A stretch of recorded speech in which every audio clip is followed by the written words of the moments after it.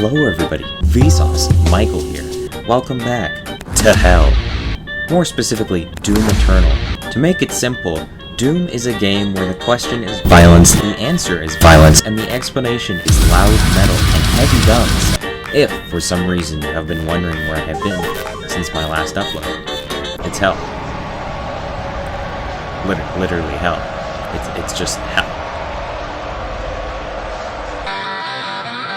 Anyway, today we will be playing as the guy from Fortnite, or more accurately, the Plaid Plunderer, the Canadian Carnage, the Garnished Gutterer, and the Angry Autistic Man with Chainsaw.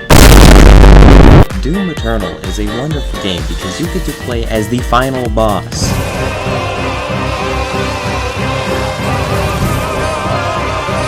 Obviously, I play Doom for the plot. What is the plot? That's a good question that many people have asked, and I certainly won't be answering. Let's start from the beginning, shall we? Home intrusion. As I am breaking into the politician's house, I learn how to bonk. After thoroughly bonking several innocent bystanders, I made my way into the politician's office. Obviously, this is several days after I scheduled an appointment. We wouldn't want to be rude, of course.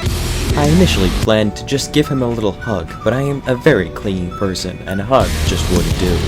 After a little bit of foreplay, his head came off. Moving on, I quickly pocket the politician's head so I can take him with me on a little stroll. Jumping off the railing, I descend into rural Texas. As I am just minding my own business, some local pedestrians decide to engage in social conduct, so obviously I am forced to viciously obliterate them until they are no more. Using my amazing charisma and a little bit of chainsaw, I charm my way into the local governor's office. We had to make sure that our politician friend here wasn't late for his meeting with God. After listening to a bunch of boomers yap about, "You can't do this, it's illegal, you just beheaded a guy," another government propaganda, I grow tired of their blabbing and decide to make a business proposition. Pissing themselves, they go to get the milk while God shows up to reprimand me for going on yet another massacre. I pay God no mind. Don't worry, she does this all the time.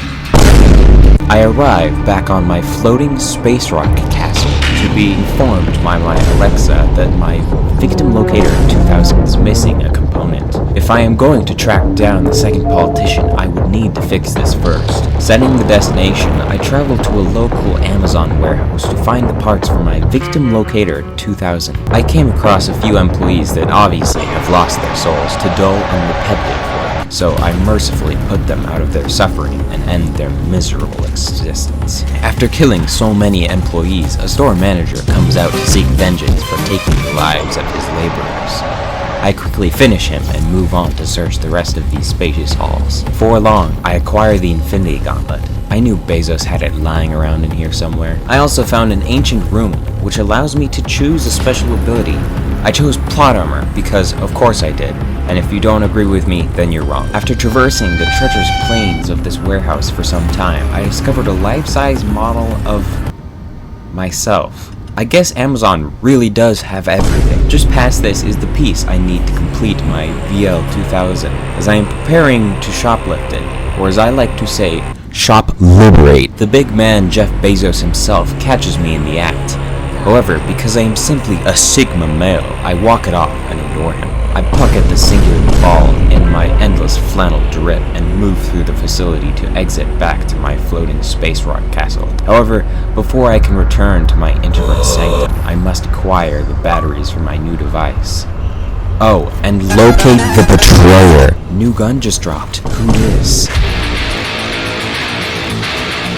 My enjoyment of this new toy fades quickly, however, when I am introduced to the most frustrating foe in this game. Thanos Jizz and Hentai Tentacles. The Thanos Jizz, as I like to call it, practically immobilizes you. Technically you could still move, but your movement is slowed and jumping is no longer possible. I know it might not seem like much, but trust me, to a gamer, lacking constant movement is a hell greater than any flaming torture could cause. Playing without the ability to jump and dash every 2 seconds practically gave me arthritis IRL. And well, I don't have to explain the tentacles. Finally, after progressing past all of the horrible goo. We reached a site that I cannot decide is better or worse. Timed platforming. Somehow I failed so badly I got lost enough to find a rare secret that would probably be way cooler if I was looking for, or if I even knew what it was. I don't really want to talk about how much time I spent on this section, but suffice it to say it was more than enough. Finally, I seem to have found the betrayer. I still have no idea who the betrayer is. The game probably would have told us if I stopped to read the lore quest logs, but this is a funny playthrough, so I will not be After reading years of despite their training. their demonic Their honor, okay then, out of these last remaining betrayals and high one process of command, haunted by the greatest warrior of the heart of the sand, but of these last remaining Anyway, he charges my ball for me real quick, and also gives me a knife to kill his son with. Why? Who is his son? Like I said at the beginning of this video, I will not be explaining it.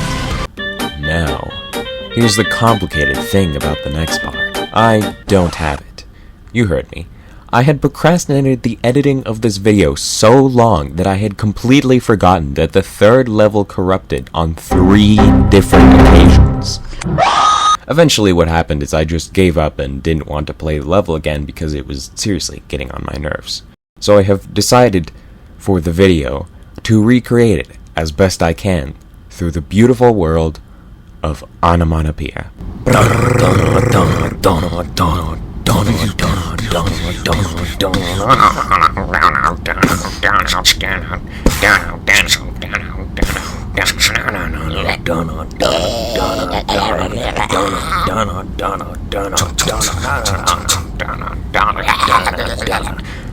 You get back here! Where are you going?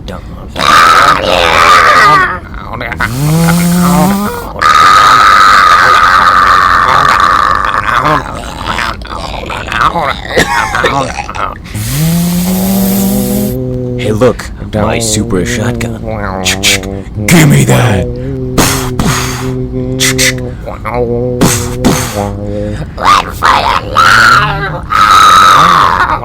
Where are you going? You think I can't reach you?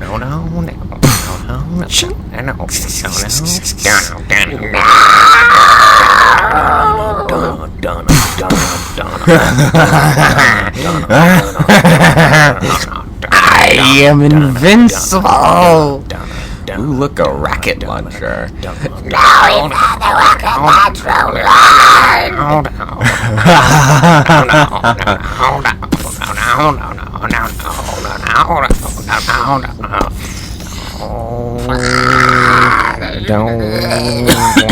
Somebody please help me. Come here, boy.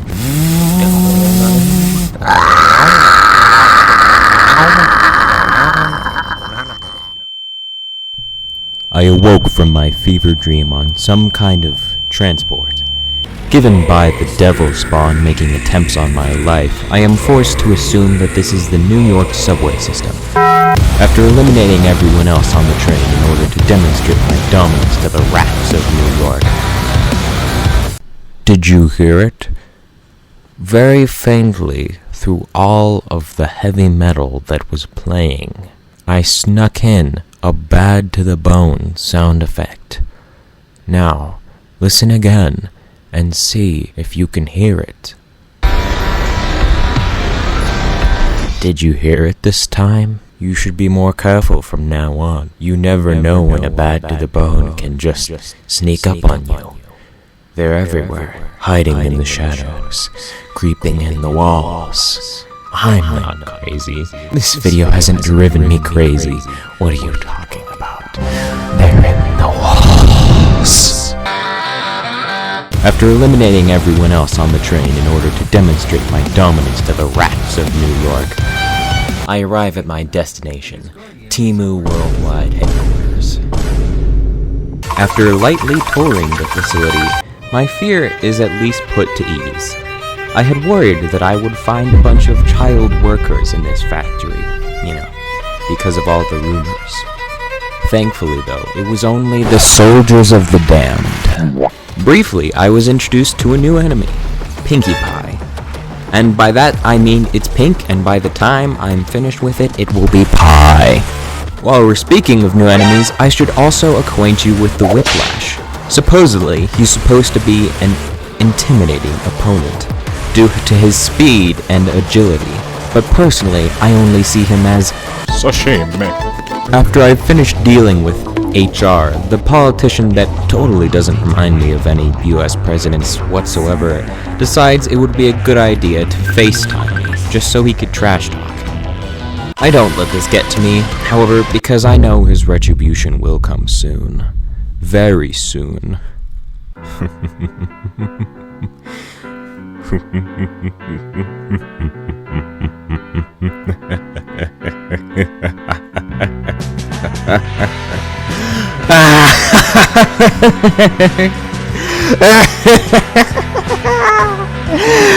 I'm going to grease his J's. In the next room, I glimpse what looks like some kind of blueprint for Leo Nexonite or something. I'm not very worried, however. I'm too distracted by this banger playing in the background right now. Shout out to Mick Gordon, let's go! Because the heat of the battle cooled down a bit, I decided to finally start using the Microsoft reward points I had been holding on to purchase some upgrades for my school supplies.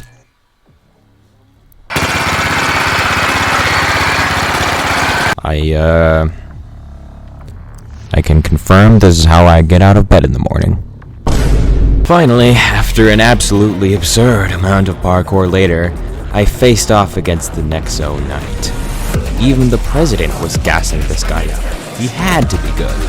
I had to see what he was made of. Whether or not he was finally a worthy opponent. Bonk. I quickly moved on from this enemy, jumping into the mines of Timu to continue my bloodlust. Among a multitude of weaker demons, there were another 2 Nexo Knights waiting for me. I clapped one of the Nexo Knights easily, but the second one eventually defeated me through the power of Jumpjutsu Kaisen. On my second encounter with these beastly creations, I made sure that it would not happen again. The beast, does he not seek enhanced power? Gifts to aid him in his noble conquest, perhaps in return for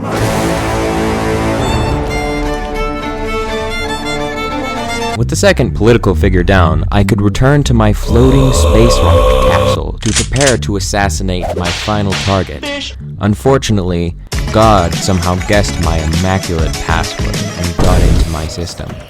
For some reason, she seems to think that I can be threatened out of my murderous rage.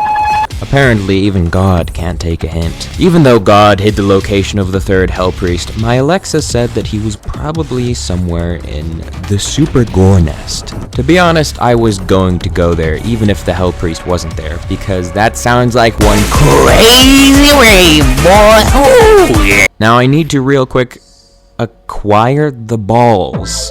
All balls aside, I must now visit the Super Gore Nest.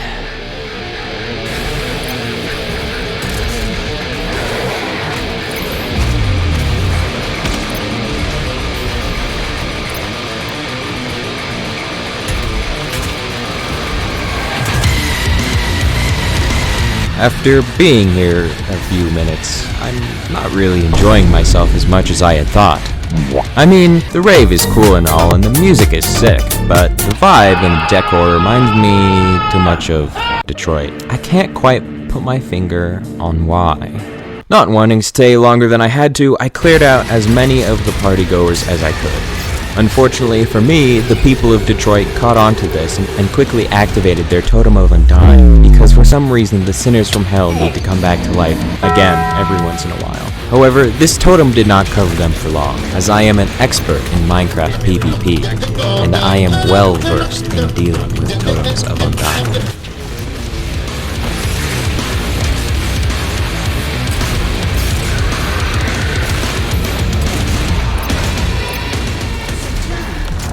To them as mortally challenged. I'm going to mortally challenge you. I dash, slash, and blast until all the demons that oppose me lie dead. This brings me to the Gate of Detroitus, which blocks my path forward. I must find the remaining keys if I wish to progress. A classic Detroit move.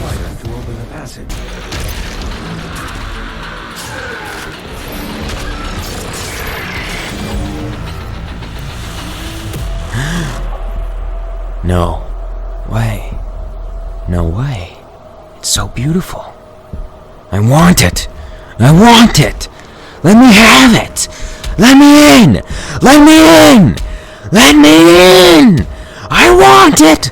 Let me have it. Let me in. Tragically, I must venture through the boys' locker room before the game will let me have that beautiful machine. Whatever cruel developer put it in a room of glass walls will certainly pay for their actions.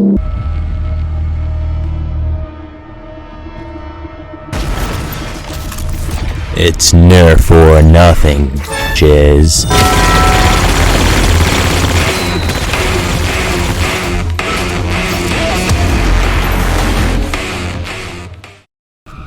After I forced my way to the center of the rave, I discovered the source of all the thumping. I guess it wasn't a Travis Scott concert. Average Mountain Dew consumer's heart. I deactivate the water inhibitors on the main generator, causing the Pepsi heart to start panicking as it does not recognize this foreign substance. This on its own is not enough to kill it though. I will additionally need to reactivate the flow of basic natural nutrients to kill this corrupt organ. Before long, I am able to give my Nerf Blaster the ultimate upgrade. Minigun squared. I'd like to see you try and go up against this bad boy if I pulled this out in a Nerf war.